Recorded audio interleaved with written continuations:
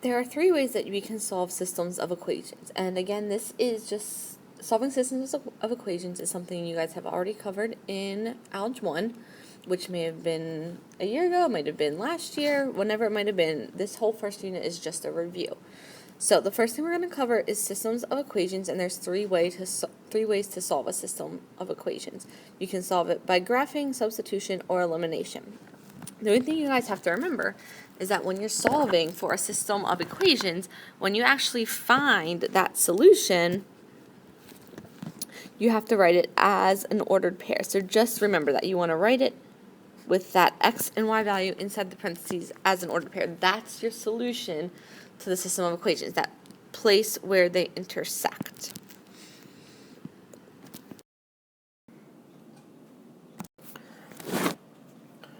When you guys solve for a system of equations by graphing, usually what will happen is they'll give you two equations like what you have here.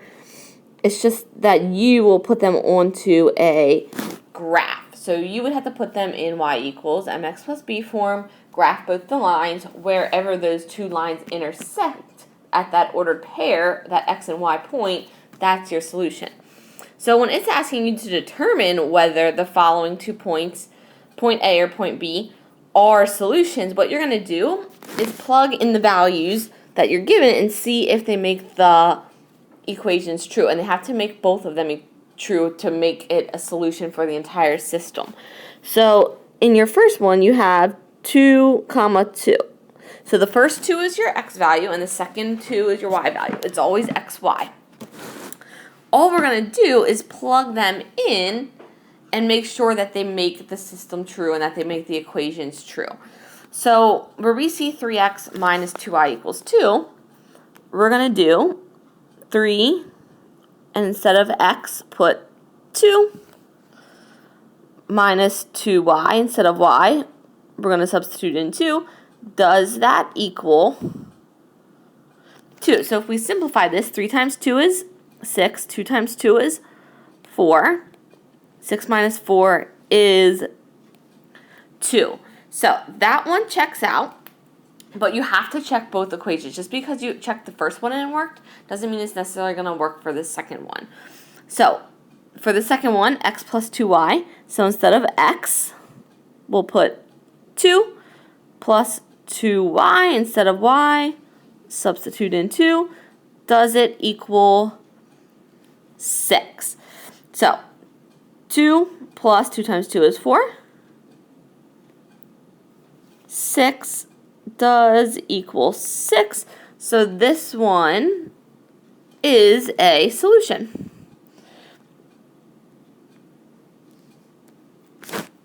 So now we have to check your second one. So we have 0, negative 1. So we'll check the first one. 3 times x, so 3.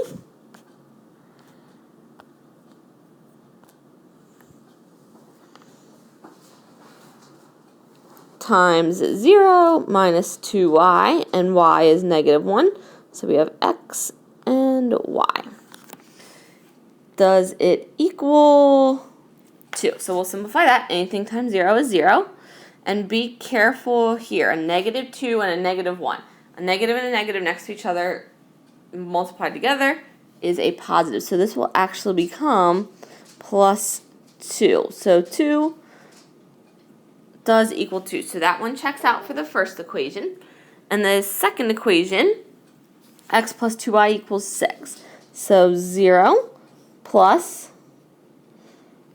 2 times negative 1 equals 6. You guys should probably be able to see that this isn't going to work. But if we simplify it, 0 plus 2 times negative 1 becomes negative 2. So 0 minus 2 equals 6. We'll get negative 2 equals 6. That's not the case. So 0, negative 1 is not a solution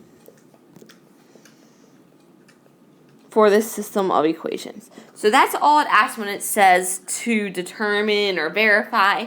If it gives you the ordered pair, plug it in. It's algebra. Check to see if it actually does work. So for example 2, we'll actually solve by doing the graphing. So when we're graphing, remember we need it in the form y equals mx plus b. So if it's not solved for y, we need to do that. So for the first equation, 2x minus y equals 3.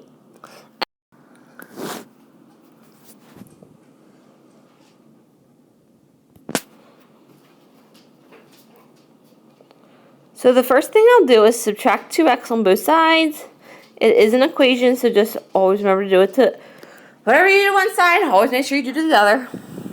And just make sure, guys, when you subtract that 2x, it doesn't just become y. That negative y is still attached, or that negative is still attached to that y. So we have negative y equals, I'm going to make this negative 2x plus 3.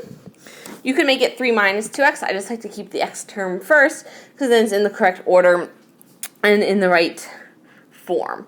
So the last thing we need to do is get this solved for a positive y. So we need to divide every single thing by negative 1. And we'll end up with y equals negative 2 divided by negative 1 is positive 2. So 2x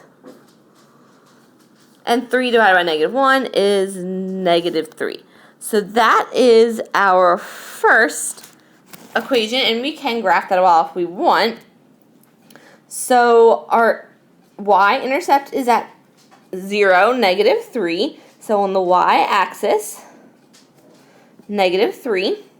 And our slope, remember, you can put any number over 1 to make it a fraction. So you'll figure out, okay, are we going up or down first? Since it's positive, we'll go up, and we always go right. So we're going to go up to right 1, up to right 1. And once you do that, you can continue it in the other direction. You guys should be able to make this pretty straight. I'll make it as straight as I can on here. And that will be our first line. So our second equation and our second line is the x plus y equals 3. So if we're solving for y, the only thing we need to do is subtract x, and we get y equals negative x plus 3. So just remember, when we're doing this, that's your second equation. You can always put 1 in front of a number to make that negative 1x. You can always put anything over 1. So our slope has now become 1 over 1, when before we didn't even see a number in front of there. So for this one, our y-intercept is going to be positive 3, and our slope is down 1, right 1. Down because it's negative, always go right. So down, right, down, right, down, right, and you can see there where they intersected.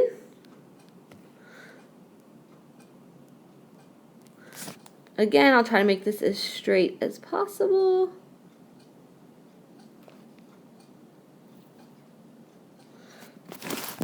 So our point of intersection here, it looks like to be 2, 1. So I'm going to write that down. But we are going to check it. So again, check into both equations, and it should just make them true. So 2x minus y. So 2 times 2 minus y, which is 1. Does it equal 3? So 2 times 2 is 4. 4 minus 1 is 3. So 3 does equal 3. And then check your second one, x plus y. So 2 plus 1, does that equal 3? 3 does equal 3. 2 plus 1 is 3. So it does check out. So our solution is 2, 1.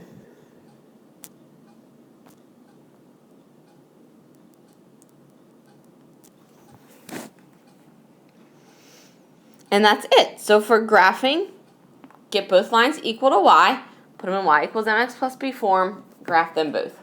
Find where they intersect.